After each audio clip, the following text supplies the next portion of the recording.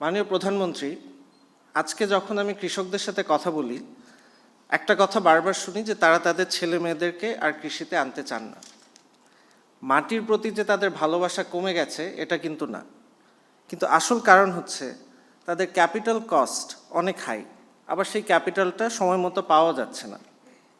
ভালো মানের সার বীজ পাওয়া কঠিন, সঠিক পরামর্শের অভাব আছে, আর ফসল বিক্রির সময় ন্যায্য দাম পাওয়া যাচ্ছে না। 2019 সালে আমরা দুই বন্ধু মিলে এই সমস্যাগুলো সমাধানের জন্য আইফার্মা শুরু করি।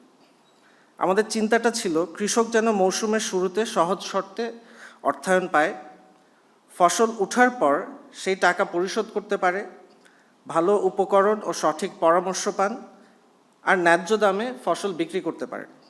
কিন্তু আমরা খুব দ্রুত বুঝলাম যে শুধু কৃষককে নিয়ে কাজ করলে প্রবলেমটা সলভ হবে না, পুরো এগ্রিকালচার ভ্যালু চেইনকে কানেক্ট করতে হবে। তাই আজ আমরা রিটেইলার, ফার্মার, ট্রেডার, সাপ্লায়ার ও বায়ারদেরকে একই প্ল্যাটফর্মের মধ্যে নিয়ে এসেছি। শুরুর দিকে আমরা আইসিটি মিনিস্ট্রির আইডিয়া প্রজেক্ট থেকে 10 লাখ টাকার গ্র্যান্ট পেয়েছিলাম। এরপর স্টার্টআপ বাংলাদেশ, দেশি ও বিদেশি ইনভেস্টরদের সহায়তায় আমরা আজ একটি 350 জন টিম মেম্বারের কমার্শিয়াল কোম্পানি হিসেবে দাঁড়িয়েছি। আজ 42টি জেলায় 3,20,000-এর মতন কৃষক আমাদের সঙ্গে যুক্ত। আমাদের প্ল্যাটফর্মের মাধ্যমে এখন পর্যন্ত কৃষকরা 1300 কোটি টাকার বেশি অর্থায়ন পেয়েছেন, পার্টনার ব্যাংক এবং ক্রাউড ফান্ডিংয়ের মাধ্যমে। টেকনোলজি ও ডেটা ব্যবহার করে আমরা ফাইন্যান্সিং কস্ট 20% মতন কমিয়েছি কৃষকদের জন্য। আর আমাদের কাছে সবচেয়ে বড় অর্জনটা হলো যে এই কৃষকদের মধ্যে প্রায় অর্ধেক কৃষক জীবনে প্রথমবারের মতন ফর্মাল ব্যাংকিং সিস্টেমের সাথে ব্যাংকিং করছেন। 2024 সালে আমরা ফর্বস এশিয়ার 100 টু ওয়াচ তালিকায় জায়গা পেয়েছি, আর এই বছর আমাদের কৃষি ইনোভেশনের জন্য ওপেক ফান্ড ইনোভেশন অ্যাওয়ার্ড পেয়েছি। গত 2 বছর ধরে আমরা ফার্মার কার্ড নিয়ে পাইলট করছি, এবং সরকার চাইলে আমাদের এখানে কিছু এক্সপিরিয়েন্স লার্নিং আছে যেটা আমরা শেয়ার করতে প্রস্তুত। 7 বছর কাজ করে মাননীয় প্রধানমন্ত্রী একটা জিনিস খুব পরিষ্কারভাবে বুঝেছি যে বাংলাদেশে পুঁজির অভাব নেই, এগ্রিকালচার ইনোভেশনের অভাব নেই। যেটা সমস্যা সেটা হচ্ছে এগুলোর সঠিক ডিস্ট্রিবিউশন। কৃষিতে সময় সবচেয়ে গুরুত্বপূর্ণ। বীজ বোনার 1 মাস পরে যদি কৃষকের কাছে ব্যাংকের ঋণ পৌঁছায় তাহলে সেই ঋণের আসলে তেমন কোনো মূল্য থাকে না। টেকনোলজি, ডেটা আর নতুন ধরনের ফাইন্যান্সিং এই সমস্যার সমাধান করতে পারে, আমরা সেটা বাস্তবে প্রমাণ করেছি।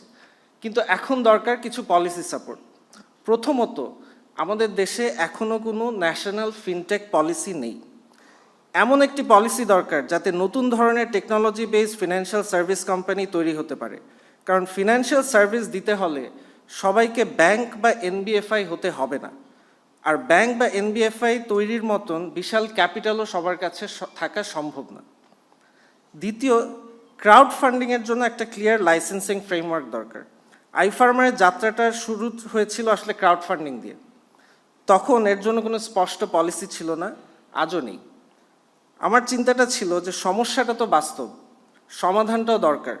তাই শুধু পলিসির অপেক্ষায় বসে না থেকে আমরা ছোট পরিসরে কাজটা শুরু করি। আজ আমাদের এক্সপিরিয়েন্স থেকে বলতে পারি যে একটা কার্যকর ক্রাউড ফান্ডিং পলিসি হলে দেশের সাধারণ মানুষের সঞ্চয় শুধু কৃষিতে নয়, এসএমই, স্টার্টআপ এবং অন্যান্য প্রোডাক্টিভ সেক্টরে ইনভেস্ট করার সুযোগ হবে। তৃতীয়, স্টার্টআপগুলোর বড় হওয়ার পথটা সহজ করতে হবে। গ্রোথ ক্যাপিটাল অবশ্যই দরকার আমাদের, কিন্তু এর পাশাপাশি আমাদের শুরুর বছরগুলোতে সহজ ট্যাক্স ও ভ্যাট পলিসি দরকার, কারণ আইফার্মারের মতন অনেক স্টার্টআপকে ইনফর্মাল মার্কেটের সাথে কম্পিট করতে হয়, যাদের ট্যাক্স, ভ্যাট বা কমপ্লায়েন্সের কোনো খরচ নেই। নিয়ম মেনে বড় হওয়াটা যেন শাস্তি না হয়, উৎসাহের বিষয় হয়। একই সঙ্গে আইডিয়া থেকে আইপিও যাওয়ার একটা বাস্তব রোডম্যাপ দরকার, যাতে আজকে যারা এখানে আছে এবং ছোট স্টার্টআপ হিসাবে আমরা যারা আছি, আমরা যেন স্বপ্ন দেখতে পারি একদিন একটা পাবলিক কোম্পানি বানানোর। আজও আমাদের কৃষির ভ্যালু চেইনটা সবাই আলাদাভাবে কাজ করছে। কৃষক, retailer, trader, supplier, buyer, bank, এমনকি গভর্নমেন্ট, কেউ কারোর সাথে কানেক্টেড না। ডেটাও এক জায়গায় নেই এবং এই ডেটা রিয়েল টাইমে পাওয়া যাচ্ছে না। অথচ ভবিষ্যতের কৃষিতে ডেটাই হবে সবচেয়ে গুরুত্বপূর্ণ সম্পদ। আগামী 3 থেকে 4 বছরে আইফার্মার 10 লক্ষ কৃষকের কাছে পৌঁছাতে চায়, কিন্তু আমাদের স্বপ্ন শুধু আইফার্মারকে বড় করা নয়, বাংলাদেশের পুরো কৃষি অর্থনীতিকে একটা ডিজিটাল ইনফ্রাস্ট্রাকচারের মধ্যে নিয়ে আসা। একটা প্রশ্ন করে আমি শেষ করতে চাই, আমাদের কৃষকরা কিন্তু শুধু কৃষক নন, তারা এদেশের সবচেয়ে বড় এবং সবচেয়ে গুরুত্বপূর্ণ উদ্যোক্তা। কিন্তু আজ আমাদের কৃষকদের গড় বয়স 50 বছরের মতো।